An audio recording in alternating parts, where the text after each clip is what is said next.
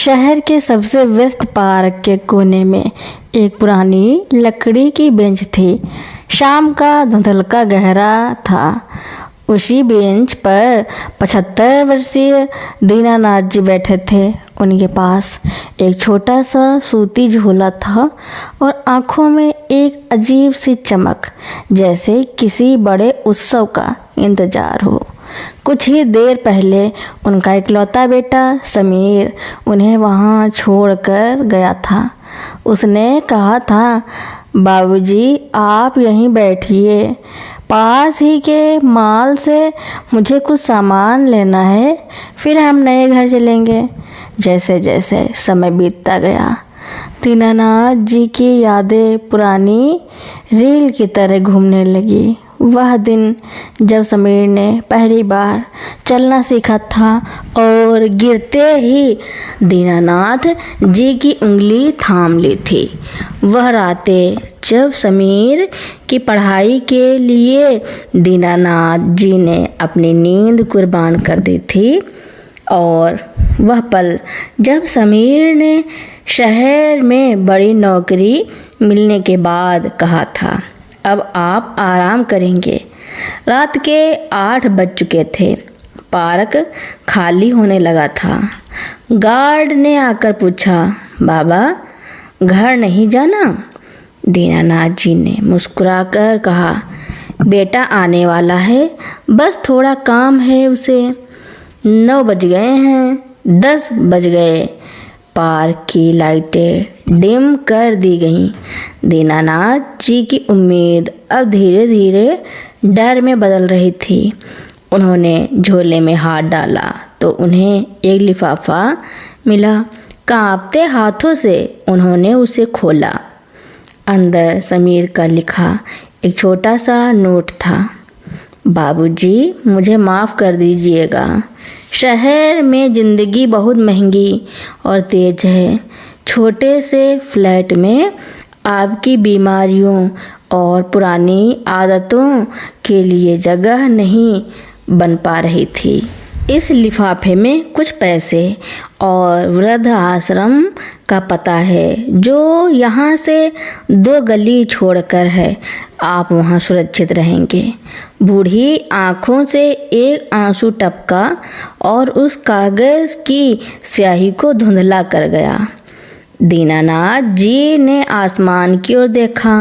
उन्होंने उस बेटे के लिए कभी भगवान से बुरा नहीं चाहा था, जिसने उन्हें एक सामान की तरह बेंच पर छोड़ दिया। वे धीरे से उठे। उन्होंने पैसे वही बेंच पर छोड़ दिए और केवल अपनी लाठी उठाई। उन्होंने सोचा, जिस बेटे को मैंने उंगली पकड़कर चलना सिखाया, अगर उसने मेरा हाथ छोड़ दिया है तो शायद अब मुझे अकेले चलने की आदत फिर से डालनी होगी। पार्क के गेट से बाहर निकलते हुए दीनानाथ जी उस नए घर की तरफ नहीं, बल्कि अपनी मिट्टी और अपनी जड़ों की तरफ मुड़ गए, जहाँ से वे आए थे। शहर की रोशनी उन्हें अब और धुंधली लग रही थी। दीनानाथ जी के कदम अब शहर की चकाचौंध से दूर उस बस स्टैंड की ओर बढ़ रहे थे, जहाँ से उनके गांव की आखिरी बस छूटती थी। शहर के शोर के बीच दीनानाथ जी एक चाय की टपरी के पास रुके। उनकी जेब में फूटी कौड़ी नहीं थी, पर आंखों में स्वाभिमान की आग थी। तभी उनके पीछे एक चमचमाती कार रुकी। कार से एक संजीला युवक उतरा। वह समीर नहीं था, वह आकाश था, जो कभी दीनानाथ जी के पड़ोस में रहता था और जिसे उन्होंने अपनी सेवानिवृत्ति के पैसों से कॉलेज की फीस भरने में मदद की थी। आकाश ने उन्हें पहचान लिया और दौड़कर उनके पैर छुए। दीनानाथ अंकल, आप यहाँ इस वक्त? और समीर कहाँ है? दीनानाथ जी ने खामोशी ओढ़ ली, लेकिन उनकी थकी हुई आंखें सब बयां कर रही थी। आकाश सब समझ गया। उसने बिना कुछ कहे दीनानाथ जी का झोला उठाया और अपनी कार का दरवाज़ा खोल दिया। आकाश उन्हें वृद्धाश्रम नहीं बल्कि अपने घर ले गया। वहाँ उसने अपनी पत्नी और बच्चों से मिलवाते हुए कहा, आज हमारे घर की नींव के पत्थर वापस आ गए हैं। इनके बिना मैं शायद आज कहीं छोटा मोटा काम कर रहा होता। 2 महीने बीत गए। समीर को लगा था कि बाबूजी किसी आश्रम में होंगे, पर जब उसे पता चला कि उसके पिता शहर के एक बड़े स्कूल में मानद संरक्षक के रूप में काम कर रहे हैं और आकाश के साथ खुश हैं, तो उसका अहंकार टूटने लगा। एक शाम समीर आकाश के घर पहुंचा। उसने रोते हुए दीनानाथ जी के पैर पकड़ लिए। बाबूजी, मुझसे गलती हो गई। समाज मुझे धिक्कार रहा है। घर सूना है, चलिए मेरे साथ। दीनानाथ जी ने शांत भाव से समीर का हाथ हटाया और बोले, समीर, उस बेंच पर जो बैठा था वह तुम्हारा बेबस पिता था। वह वही रह गया। यहाँ जो खड़ा है वह एक स्वतंत्र व्यक्ति है जो अब किसी पर बोझ नहीं बल्कि कई अनाथ बच्चों का सहारा है। रिश्ते माफ़ी से जुड़ तो सकते हैं, लेकिन विश्वास का शीशा जब एक बार चटक जाए तो उसमें चेहरा साफ नहीं दिखता। दीनानाथ जी ने समीर को माफ़ तो कर दिया, पर उसके साथ जाने से इनकार कर दिया। उन्होंने चुन लिया था वह जीवन जहाँ उनकी ज़रूरत थी, ना कि वह जहाँ वे केवल एक जिम्मेदारी बनकर रह जाते। समीर उस आलीशान घर से अकेले बाहर निकला, जबकि दीनानाथ जी अंदर बच्चों को कहानी सुना रहे थे। उस दिन समीर को समझ आया कि पिता को छोड़कर वह खुद को अनाथ कराया था। दीनानाथ जी के मना करने के बाद समीर के पैरों के नीचे से जमीन खिसक गई। वह उस आलीशान घर की दहलीज पर खड़ा था, जहां उसके पिता को वह सम्मान मिल रहा था जो उसने कभी नहीं दिया। लेकिन कहानी यहाँ ख़त्म नहीं हुई। अब समय था बदलाव और प्रायश्चित का। समीर घर लौटा, पर वह घर अब उसे काटने को दौड़ता था। हर दीवार उसे उस बेंच की याद दिलाती जहां उसने अपने पिता को लावारिस छोड़ दिया था। उसकी पत्नी और बच्चे जो शुरू में चुप थे, अब उसकी इस हरकत पर उसे कोसने लगे थे। समीर को समझ आया कि केवल माफ़ी मांगना काफ़ी नहीं है, उसे खुद को उस पिता के काबिल बनाना होगा। समीर ने अपनी सुख सुविधाओं का त्याग करने का फैसला किया। उसने उस बेंच वाले पार्क के पास एक छोटा सा निःशुल्क सेवा केंद्र खोला। वह हर शाम काम के बाद वहां जाता और बेसहारा बुजुर्गों की मदद करता।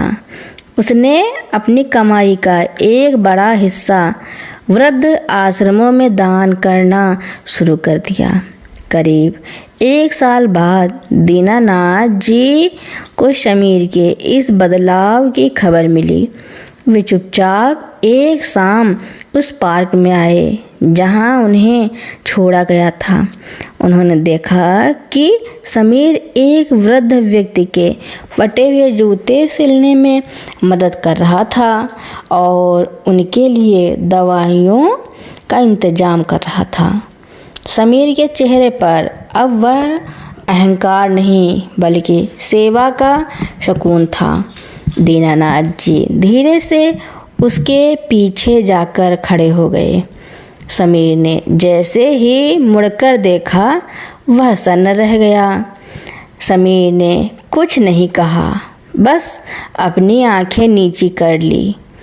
दीनानाथ जी ने आगे बढ़कर उसके सिर पर हाथ रखा और बोले, बेटा, उस दिन तुमने मुझे बेंच पर छोड़ा था तो मुझे लगा था कि मेरा सब कुछ छिन गया, लेकिन आज मुझे समझ आया कि उस कड़वे अनुभव ने मुझे एक नया परिवार दिया और तुम्हें एक इंसान बना दिया। समीर की आंखों से आंसू बह निकले। उसने कांपती आवाज़ में पूछा, क्या आप घर चलेंगे? दीनानाथ जी मुस्कुराए और बोले, मेरा घर अब वहाँ है जहाँ किसी को मेरी ज़रूरत है। तुम भी अब घर के मोह से बाहर निकलकर इस सेवा को ही अपना समझो। हम साथ मिलकर चलेंगे, पर एक छत के नीचे रहने के लिए नहीं, बल्कि दूसरों की छत बनने के लिए। दीनानाथ जी अपने बेटे के घर वापस नहीं गए, लेकिन उन्होंने उसे अपना लिया। अब हर रविवार समीर अपने बच्चों के साथ उसी सेवा केंद्र पर आता जहाँ दीनानाथ जी सबको जीवन के पाठ पढ़ाते। वह बेंच जो कभी धोखे का प्रतीक थी, अब उम्मीद और मिलन की गवाह बन चुकी थी। समय का पहिया अपनी गति से चलता रहा। दीनानाथ जी और समीर का रिश्ता अब पिता पुत्र के पारंपरिक ढांचे से निकलकर एक साझा मिशन बन चुका था। लेकिन जीवन की सांध्य बेला में एक आखिरी और सबसे महत्वपूर्ण मोड़ आना अभी बाकी था। 5 साल बीत गए। दीनानाथ जी अब 80 वर्ष के हो चुके थे। उनका शरीर थक रहा था, लेकिन उनकी आत्मा की चमक और भी बढ़ गई थी। उन्होंने समीर के सेवा केंद्र को एक बड़े छाया संस्थान में तब्दील कर दिया था, जहां शहर के भटके हुए युवा और अकेले बुजुर्ग एक साथ रहते थे। एक शाम दीनानाथ जी ने समीर को उसी पुराने पार्क की उसी बेंच पर बुलाया। शहर लाइटें वैसी थी, लेकिन माहौल बिल्कुल अलग था। दीनानाथ जी ने समीर का हाथ थाम कर कहा, बेटा, उस दिन जब तुम मुझे यहाँ छोड़कर गए थे तो मुझे लगा था कि मेरा अंत हो गया, पर आज मुझे समझ आता है कि वह अंत नहीं, एक नया जन्म था। तुमने मुझे एक ऐसी विरासत बनाने का मौका दिया जो ईंट पत्थरों के मकान से है। समीर की आंखों में आंसू थे। दीनानाथ जी ने अपने झोले से एक छोटी सी वसीयत निकाली। वह किसी जमीन जायदाद की नहीं थी। उसमें लिखा था, इस सेवा केंद्र का नेतृत्व अब समीर करेगा, लेकिन एक मालिक के रूप में नहीं, बल्कि एक सेवक के रूप में। उस पार्क की वह बेंच कभी हटाई नहीं जाएगी। वह आने वाली पीढ़ियों को यह याद दिलाती रहेगी कि रिश्ते बहुत नाजुक होते हैं। उस रात दीनानाथ जी ने गहरी नींद में अपनी आंखें मूंद ली। उनके चेहरे पर वही शांति थी जो एक सफल योद्धा के चेहरे पर होती है। पूरा शहर उनकी अंतिम विदाई में उमड़ पड़ा। समीर ने उन्हें कंधा दिया, पर इस बार बोझ दिल पर नहीं, बल्कि एक गर्व के रूप में था। दीनानाथ जी के जाने के बाद समीर ने उस पार्क की उस बेंच पर एक छोटी सी पट्टिका लगवाई, जिस पर लिखा था, यहाँ एक पिता हारा था ताकि एक बेटा जीत सके। यह स्थान केवल बैठने के लिए नहीं, अपनी जड़ों को याद करने के लिए है। समीर अब हर शाम उसी बेंच पर बैठता। वह अब अकेला नहीं था। उसके पास उसके पिता की दी हुई सीख, हजारों दुआएं और एक ऐसा समाज था जिसने अपनों को त्यागना छोड़कर अपनाना सीख लिया था। पीढ़ियां आती जाती रहीं, पर वह बेंच आज भी वही है। लोग कहते हैं कि जो भी वहाँ बैठता है उसे अपने माता पिता की याद जरूर आती है। वह शहर जो कभी मतलबी कहलाता था, अब अपनों के शहर के नाम से जाना जाने लगा। दीनानाथ जी के जाने के बाद कहानी ने एक ऐसा रूप लिया जिसकी कल्पना किसी ने नहीं की थी। अब यह कहानी केवल एक परिवार की नहीं बल्कि पूरे समाज के बदलाव की गाथा बन चुकी थी। दीनानाथ जी को गुजरे कई साल बीत चुके थे। समीर अब खुद बूढ़ा हो रहा था। उसके बाल चांदी जैसे सफ़ेद हो गए थे, लेकिन उसने अपने पिता को दिया वचन नहीं भुलाया। वह छाया संस्थान अब एक विशाल वट वृक्ष बन चुका था। एक शाम समीर उसी पुरानी बेंच पर बैठा था। तभी उसने देखा एक कार रुकी और एक नौजवान अपने बूढ़े पिता का हाथ पकड़कर उन्हें उसी बेंच की ओर ला रहा था। समीर के कान खड़े हो गए। उसने देखा कि नौजवान के चेहरे पर वही बेचैनी और भागम भाग थी जो सालों पहले उसके खुद के चेहरे पर थी। वह नौजवान अपने पिता से कह रहा था, पिताजी आप यहाँ बैठिए, मैं ज़रा ऑफिस का एक ज़रूरी काम निपटा कर आता हूँ। इतिहास का दोहराव और समीर का हस्तक्षेप। नौजवान जैसे ही मुड़ा, समीर अपनी जगह से उठा और उसके कंधे पर हाथ रखा। समीर की आवाज़ में एक भारीपन और अनुभव की गहराई थी। उसने मुस्कुराकर कहा, बेटा इस बेंच का एक नियम है, जो यहाँ छोड़कर जाता है उसे लौटने का रास्ता कभी नहीं मिलता। क्या तुम सच में वापस आने के लिए जा रहे हो या अपनी जिम्मेदारी यहीं छोड़ने के इरादे से? नौजवान ठिठक गया। उसने समीर की आंखों में देखा, जहां उसे अपनी ही परछाई नजर आई। समीर ने पास लगी वह पट्टिका दिखाई जिस पर दीनानाथ जी का संदेश लिखा था। नौजवान ने जब वह संदेश पढ़ा, यहाँ एक पिता हारा था ताकि एक बेटा जीत सके, तो उसके हाथ कांपने लगे। उसे एहसास हुआ कि वह भी वही बड़ी गलती करने जा रहा था। उसने मुड़कर अपने पिता को देखा जो खामोशी से जमीन की ओर देख रहे थे। नौजवान की आंखों में पछतावे के आंसू आ गए।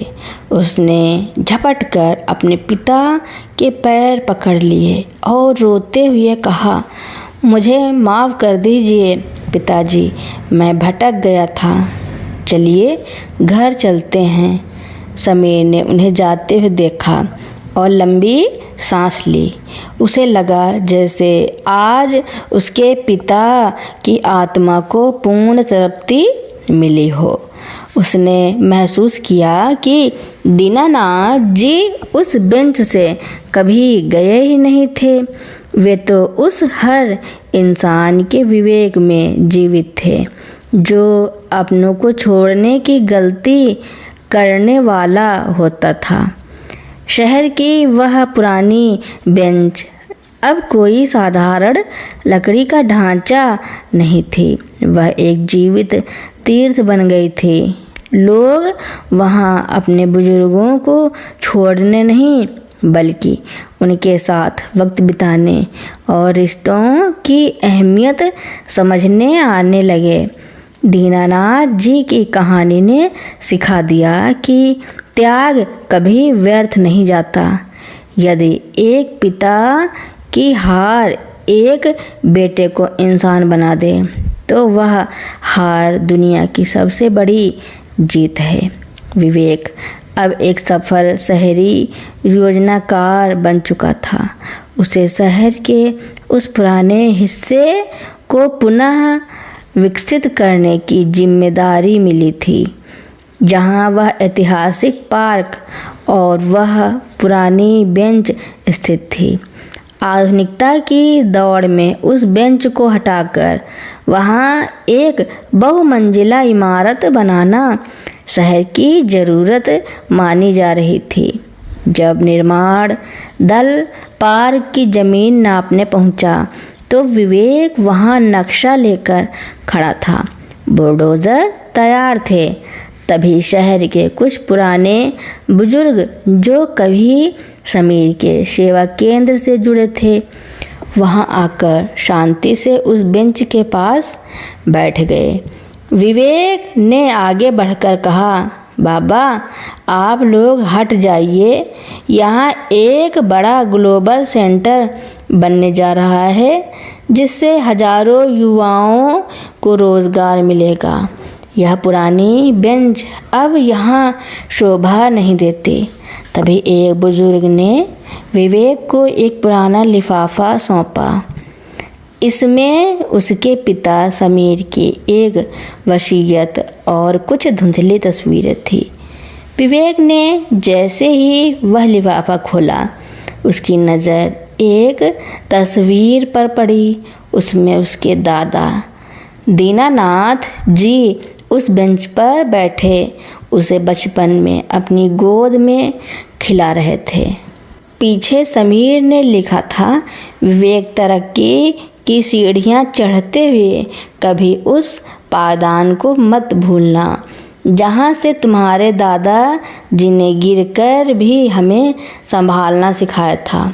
यह बेंच पत्थर या लकड़ी नहीं, हमारे वंश का दर्पण है। विवेक को अचानक अपनी जड़ों का एहसास हुआ।